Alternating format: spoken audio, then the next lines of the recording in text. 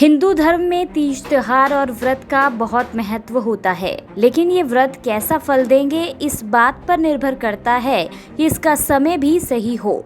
इन्हीं व्रत का फल है कि माता सीता को इतने कष्ट झेलने पड़े थे और भगवान वराह हिरण्याक्ष को जल्दी नहीं मार पाए।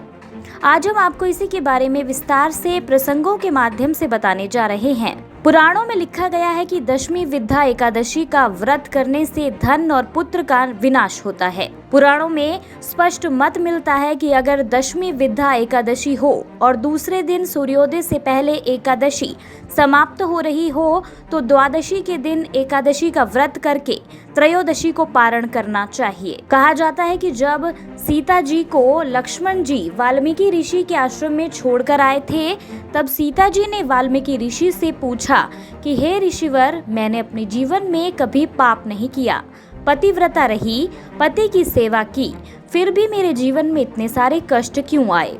तब वाल्मीकि ने सीता माता को जवाब दिया था कि आपने कभी पिछले जन्म में दशमी विद्या एकादशी का व्रत किया था, उसी दिन भगवान की पूजा की थी, उससे पुण्य नहीं पाप पड़े, उसी का परिणाम है कि आपको ये कष्ट झेलना पड़ा। पद्म पुराण में एक प्रसंग है, जब भगवान वराह और हिरण्याक्ष का युद्ध हो रहा था, तब भगवान नारायण के बार बार कोशिश करने पर भी हिरण्याक्ष नहीं मर रहा था।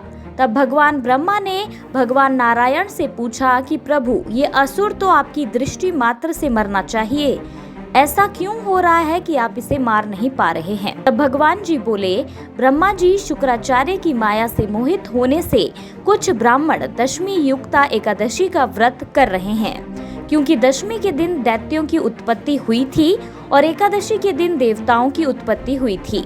इसलिए दशमी को व्रत करने से दैत्यों का बल बढ़ता है और एकादशी का व्रत करने से देवताओं का बल बढ़ता है। ब्राह्मणों के दशमी विद्या एकादशी का व्रत करने से दैत्य का बल बढ़ रहा है और ये मर नहीं रहा है।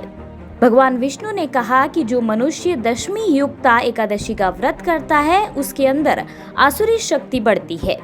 कलयुग में सब लोग मोहित होकर दशमी विद्या एकादशी का व्रत करेंगे, इसलिए दुनिया में अशांति बनी रहेगी। हमारी ये जानकारी आपको पसंद आई हो तो हमारे YouTube चैनल को सब्सक्राइब कीजिए। धन्यवाद।